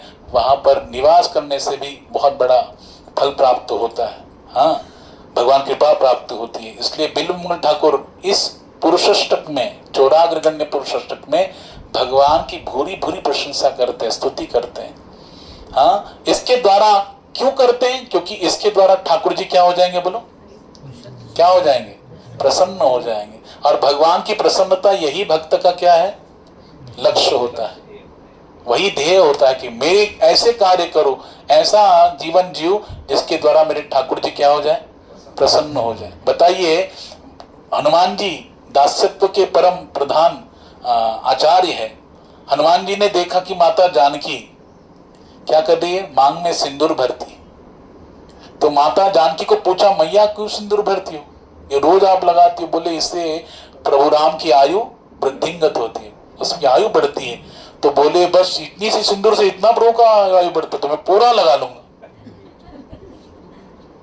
बताओ हनुमान जी का क्या भाव? पूरा सिंदूर से भर गए। हाँ, क्यों? बोलो, मेरे राम की क्या हो? आयु बढ़े, मेरे प्रभु की प्रसन्नता हो, आनंद बढ़े। तो भक्त अपने जीवन में जो भी क्रिया करता है वो केवल और केवल मात्र उसके पीछे एक ही ध्येय होता है, मेरे प्रभु की प्रसन्नता, उनको आनंद, उनको सुख प्राप्त हो। और प्रेम का अर्थ बताते नारद भक्ति सूत्र में, प्रेम किसे कहते? प्रेम की परिभाषा बताई, तत्सुख सुखित्वम। हम जिसे प्रेम करते हैं उसके सुख में ही हमको क्या लगे? सुख महसूस हो, यही प्रेम है। हम जब कृष्ण के लिए कुछ करेंगे, भगवान के लिए कुछ करेंगे, ऐसा कुछ करेंगे कि उनको सुख प्रदान हो, है ना? गोपियां कहती है, प्रभु हाँ, हम तो डरती हैं, आपके चरण कमल इतने कोमल है कि हम अपने वक्षस्थल में भी उसको रखने के लिए डरती है। हमारा वक्षस्थल आप इतना कठोर है कि केवल उस पर धारण करने से भी आपके चरणों को क्या होगा? हाँ, दर्द होगा, कष्ट होगा। गोपियां इतना सोचती है भगवान के प्रति, सोचो, अपना सर्वस्व अर्पण कर देती है। इसलिए हाँ, गोपी भाव भगवान को अत्यंत प्रिय है। अपना सर्वस्व अर्पण करने वाले भक्त भगवान को अत्यंत प्रिय है, क्योंकि भक्त का केवल एक ही भाव होता है, भगवान को प्रसन्न करना। श्रीमद् भागवतम के 4th स्कंद की पूर्णाहुति हमने श्रवण की थी, जिसमें मनु महाराज और शत्रुपा महारानी के 2 पुत्र है, प्रियव्रत और उत्तानपाद, और 3 कन्या है, आकुति, देवहूति और प्रसूति। उनके 5 संतानों में से जो आकुति, देवहूति, प्रसूति और उत्तानपाद, इनके चरित्र को हमने श्रवण किया। लेकिन आगे चल के उन्हीं मनु महाराज के एक बड़े पुत्र है, उनका नाम है प्रियव्रत, और ये नारद जी के शिष्य है। किसके शिष्य है? देवर्षि नारद जी के शिष्य है। और नारद जी के द्वारा उनको ज्ञान प्राप्त है। तो वैराग्य, देखो नारद जी का कार्य क्या है? हाँ, वैराग्य को प्राप्त करा देना, है ना? दक्ष के जो पुत्र थे उनको भी क्या किया? प्रचिता गणों को उन्होंने उपदेश किया कि नहीं? हमने सुना ना, उन्होंने पूछा था कि भगवान कैसे जल्दी प्रसन्न होंगे, तो क्या कहा? दयया सर्वभूतेषु संतुष्ट्या येन केन वा सर्वेन्द्रियोपशांत्या च तुष्यत्याशु जनार्दनः। क्या करो? सब पर, सभी भूतों पर दया करो, संतुष्ट रहो हर परिस्थिति में, और अपने इंद्रियों को अपने नियंत्रण में रखो। ऐसा करोगे तो उसे जनार्दन आशु तुष्यति, भगवान जनार्दन खुश हो जाएंगे। तो नारद जी सबको क्या करते हैं? ज्ञान प्रदान करते हैं। अच्छा, नारद जी भागवतम के 24 अवतारों में से तीसरा अवतार जो कौन सा है? देवर्षि नारद का है। ये भगवान के मन के अवतार है। भगवान अगर कोई क्रिया कराने चाहते, कोई लीला घटित करना चाहते हैं, तो नारद जी के द्वारा उसका क्या करते हैं? रोपण कर देते हैं उस क्रिया को। हाँ, इसलिए प्रकट कर देते हैं। नारद जी इनके क्या है? बोलो, गुरुदेव है प्रियव्रत के, और उनके द्वारा ज्ञान प्राप्त है, इसलिए प्रियव्रत भी वैराग्य को धारण करके भगवान के भजन में लगे हुए हैं। लेकिन अभी मनु महाराज जो है, इनको ब्रह्मा जी ने कहा कि सृष्टि की निर्मित का कार्य दिया। उसमें देखा कि जो उत्तानपाद है, जब प्रियव्रत भजन के लिए चले गए, उत्तानपाद राजा जो है ध्रुव महाराज के पिताश्री, उन्होंने राज्य संभाला। बाद में ध्रुव महाराज ने संभाला। उनके वंश में हमने श्रवण किया ना, पृथु महाराज भी प्रकट हुए। उनके उसके उपरांत प्राचीन बरी महाराज है ना। तो ये काई बहुत समरा समय जो है काल ऐसा व्यतीत हुआ। फिर ऐसा समय आया कि प्रचितागणों के बाद ऐसा कोई भी नहीं रहा जो पृथ्वी के शासन को चला सके। तभी मनु महाराज सोचते कि वो प्रियव्रत को पुकारना पड़ेगा, उसको लाना पड़ेगा, वही इस साम्राज्य को संभाल सकता है, उसके अंदर योग्यता है। लेकिन वो भगवान के भजन मार्ग में लगा है। अब उसको समझाने के लिए कौन जाते हैं? स्वयं वो मनु जाते हैं और उनको समझाते हैं कि भले तुम भगवान के भजन मार्ग में लगे हो, लेकिन अभी कर्तव्य श्रेष्ठ है। तुम्हारे सामने कर्तव्य पड़ा है, इस पृथ्वी का साम्राज्य तुम्हें संभालना है, सृष्टि का विस्तार करने में सहायता करनी, ये तुम्हारी सबसे बड़ी सेवा होगी। लेकिन प्रियव्रत तभी भी नहीं मानते हैं। तभी हंस पर आरूढ़ होकर ब्रह्मा जी वहां पे आते हैं। देखो ब्रह्मा जी कौन है, ध्यान से सुनिए। ब्रह्मा जी के द्वारा ही प्रकट हो गए कौन? मनु महाराज। मनु के ही पुत्र कौन है? प्रियव्रत। तो कौन हो गए? प्रियव्रत के कौन हो गए? दादा हो गए नहीं? हाँ, तो ब्रह्मा जी जब आए हंस पर आरूढ़ होकर, दूर से देखा तो समस्त देवतागण आकाश मार्ग में खड़े, नारद जी है, भगवान शिव है, वहां पे सब इकट्ठा हो गए। ब्रह्मा जी का स्वागत कर लिया गया। फिर ब्रह्मा जी प्रियव्रत को समझाते हैं कि देखो हम सभी भगवान के क्या है ना, हाँ, भगवान के हाथ की साधन, इंस्ट्रूमेंट बन के कार्य करते हैं। भगवान की ही हाथों की कठपुतली बनकर भगवान के आदेश का पालन करते हैं। भगवान जैसे हमें आदेश कर रहे, उन्हीं आदेशों का हम अपने कार्य से उसको संपन्न करके भगवान की प्रसन्नता को हासिल करने का कोशिश करते हैं। जैसे हम कर रहे हैं वैसे आपको भी करना चाहिए। और उन्हें एक बहुत सुंदर उदाहरण दिया। कहा कि देखो कोई व्यक्ति भजन मार्ग में लगा है, वो जंगल में जाके, एकांत में, वन में जाके भजन कर रहा है, लेकिन अगर उसका मन अगर गृहस्थ में है, उसका मन अगर संसार में भरा पड़ा है, तो उससे तो कई गुना अच्छा वो व्यक्ति है जो संसार में रहकर भी चित्त उसका गोविंद में लगा हुआ है। इसलिए अगर तुम सच्ची साधना में लगे हुए हो, अगर तुम्हारा चित्त भगवान में लगा हुआ है, तो तुम कहीं पे भी रहो। हाँ, गृह था को बने था को सदा हरि बोली डाको, सुखे दुखे भूलो ना को वदने हरि नाम बोलो रे, गाय गोरा मधुर स्वरे। हरे कृष्णा हरे हरे, हरे कृष्णा कृष्ण कृष्ण हरे हरे, हरे राम राम राम हरे हरे, गाय गोरा मधुर स्वरे। हरे कृष्ण हरे हरे। कहते गृहे थाको वने थाको, चाहे घर में रहो चाहे वन में रहो, चाहे सुख में रहो चाहे दुख में रहो, सदा हरि बोली डाको। क्या बोलो वदन से, अपने मुख से? हरे कृष्ण कृष्ण कृष्ण हरे हरे, हरे राम राम राम हरे हरे हरे कृष्णा कृष्ण कृष्ण हरे हरे हरे राम राम राम हरे हरे हरे कृष्ण कृष्ण कृष्ण हरे हरे हरे राम राम राम हरे हरे भजो हरे कृष्ण कृष्ण कृष्ण हरे हरे हरे राम राम राम हरे हरे हरे कृष्ण कृष्ण कृष्ण हरे हरे हरे राम राम राम हरे हरे कृष्ण कृष्ण कृष्ण हरे हरे हरे राम राम राम हरे हरे गाय गोरा मधुर स्वरे हरे कृष्णा हरे हरे। क्या कहते हैं? गृहे थाको बने थाको, हाँ सदा हरि बोली डाको, सुखे दुखे भूलो ना को। चाहे सुख में रहो दुख में रहो, लेकिन भगवान को कभी मत भूलो, वदने हरि नाम बोलो रे। हाँ क्या कहते? जीवन हईलो शेष ना भजिलो ऋषिकेश।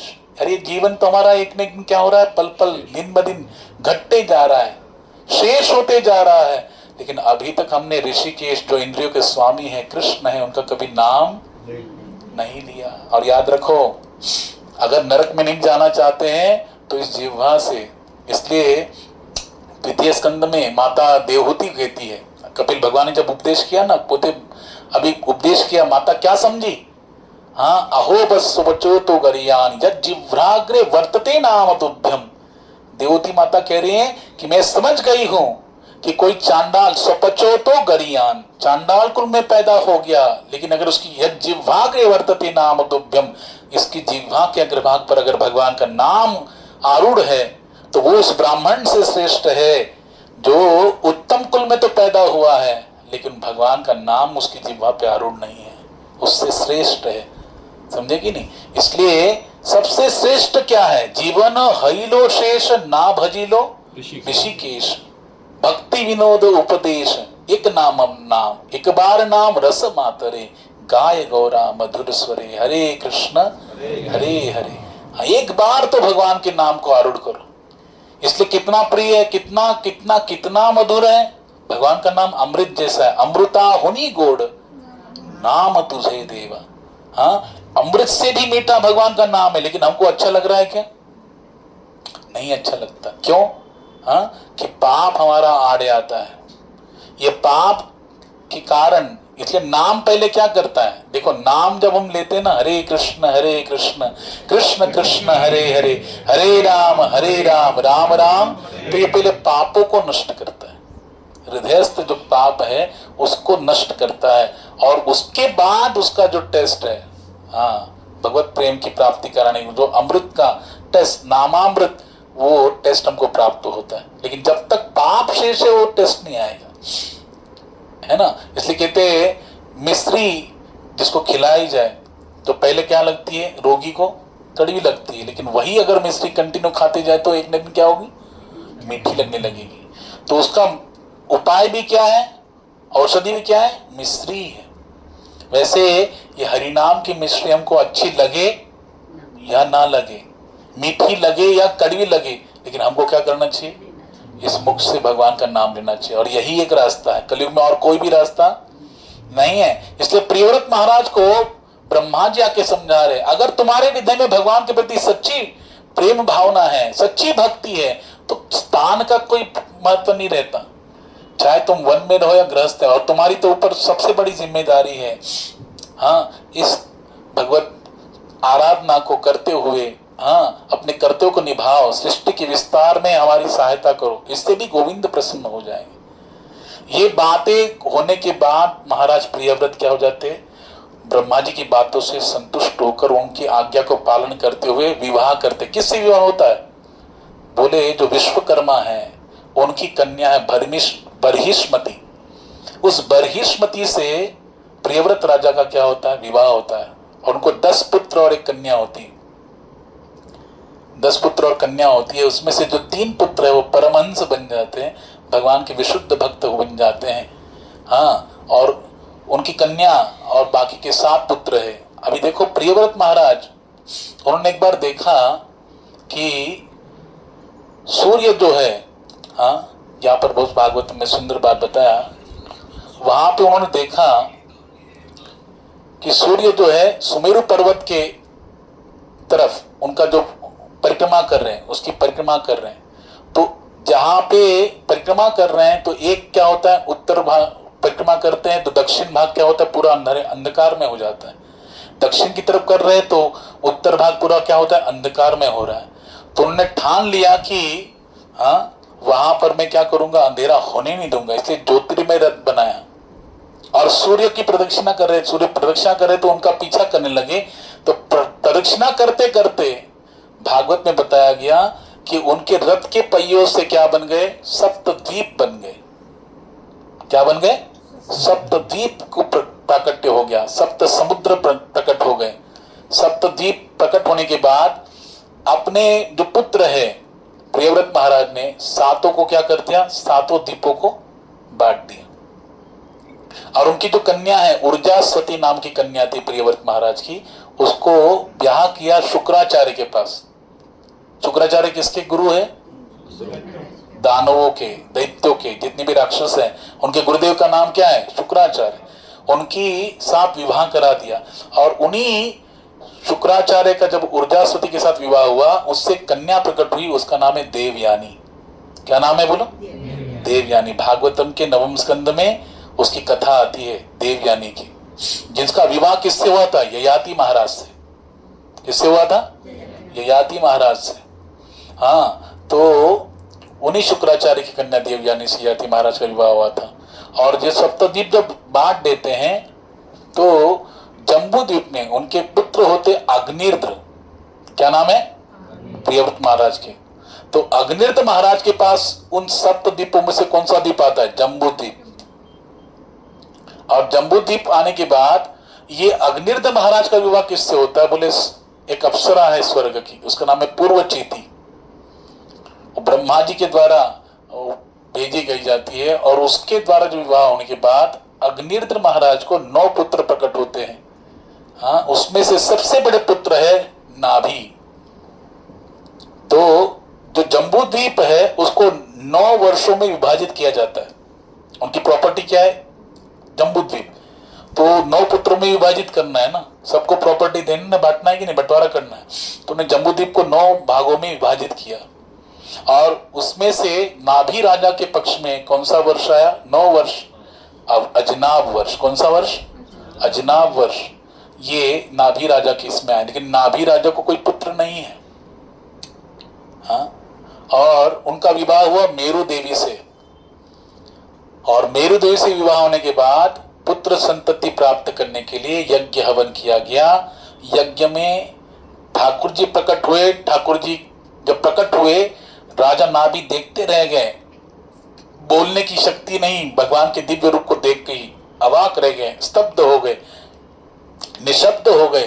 तो ब्राह्मणों को भगवान ने पूछा, ये क्या चाहते हैं, बोले भगवान आपके समान ही पुत्र चाहते हैं। क्या बोले, प्रभु आपके समान ही ये पुत्र चाहते हैं, इनको पुत्र प्राप्त करना है, लेकिन आपके समान चाहते हैं। तो प्रभु बोले कि मेरे समान तो मैं ही हूं और कोई है ही नहीं, इसलिए मैं ही इनका पुत्र बन के हाँ इनके घर में प्रकट होऊंगा। तो वही नाभि राजा और मेरु देवी के गर्भ से ठाकुर जी का अवतार प्रकट होता है। बोले ऋषभदेव भगवान की। तो भगवान ऋषभदेव का प्राकट्य इनके घर में होता है, राजा नाभि और मेरु देवी की। और ऋषभदेव भगवान की विवाह किससे होता है, जब ऋषभदेव भगवान का प्राकट्य होता है तो स्वर्ग के राजा जो देवराज इंद्र है ना, उसको बड़ी जलन होती है और वो उनके राज्य में वर्षा करना बंद कर देता है, वर्षा ही नहीं करता है। तो भगवान ऋषभदेव कोई फर्क नहीं पड़ता, उन्होंने अपने ही बल से, अपने सामर्थ्य से अपने राज्य में स्वयं बरसात करा ली। तो देवराज इंद्र ऐसी लीला को देखकर लज्जित हो गया और लज्जित होकर फिर अपनी कन्या जो है जयंती, क्या नाम है, जयंती, इंद्र की कन्या, वो उन्होंने ऋषभदेव भगवान से विवाहित कर दी। और उनके साथ विवाह होने के बाद ऋषभदेव भगवान को 100 पुत्र जन्म लिए। उन 100 पुत्रों में से सबसे बड़े पुत्र कौन है, भरत महाराज। उन 100 पुत्रों में से भरत महाराज सबसे बड़े पुत्र है, और उन्हीं के नाम से उस अजनाब वर्ष का नाम हुआ भारतवर्ष।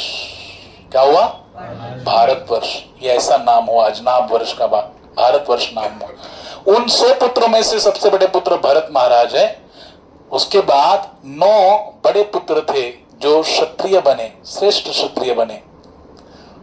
छोटे 9 पुत्र थे वो महाभागवत बने। उन्हीं की कथा 11वें स्कंद में आती है। उन्हीं को कहते हैं नव योगेश्वर। क्या कहते हैं, नव योगेश्वर। ये ऋषभदेव भगवान के पुत्र है। और जो 81 पुत्र है, 81, वो क्या बने, वो कर्मकांडी ब्राह्मण बने। तो कितने हो गए, 81, 81 प्लस 18 प्लस 1 कितने हो गए, 100 होएगे नहीं। हाँ, तो ऐसे ऋषभदेव भगवान के 100 पुत्र है। तो ऋषभदेव भगवान क्या करते थे, वास्तव में गृहस्थ व्यक्ति जो है उसके घर में संतान जब प्रकट होती है तो संतान पे संस्कार करने का कार्य किसका होता है, माता पिता का होता है। तो ऋषभदेव भगवान स्थान स्थान पे समय समय पर अपने पुत्रों को क्या करते थे, उपदेश करते थे। एक बार उन्होंने ब्रह्मावर्त नाम की राजधानी में आकर अपने पुत्रों को क्या किया, उपदेश किया। बहुत सुंदर उपदेश ऋषभदेव भगवान ने किया। वो क्या उपदेश है जिसके द्वारा ऋषभदेव भगवान अपने पुत्रों को ऐसा उपदेश किया कि 9 पुत्र क्या बन गए, बोलो उनके, महाभागवत बन गए। 81 पुत्र क्या बन गए, कर्मकांडी ब्राह्मण बन गए। 9 पुत्र क्षत्रिय बन के पूरे राज्य कारभार को संभाल लिए। भरत महाराज एक छत्र सम्राट बने। इस पृथ्वी के शासन को संभाला भरत महाराज ने, सबसे ज्येष्ठ पुत्र। और फिर उन्होंने अपनी वानप्रस्थ अवस्था को कैसे निभाया, क्या क्या उनके लीलाएं वहां पे प्रकट हुई, कैसे उनके ही उपदेश के द्वारा उनके पुत्रों ने कैसे अपने जीवन को संवारा, कैसे सार्थक किया, ये लीला आगे के सत्रों में हम लोग श्रवण करेंगे। ग्रंथराज श्रीमद् भागवत महापुराण की जय, पुरुषोत्तम मास की, निताई गौर प्रेमानंदे, हरि हरि बोल।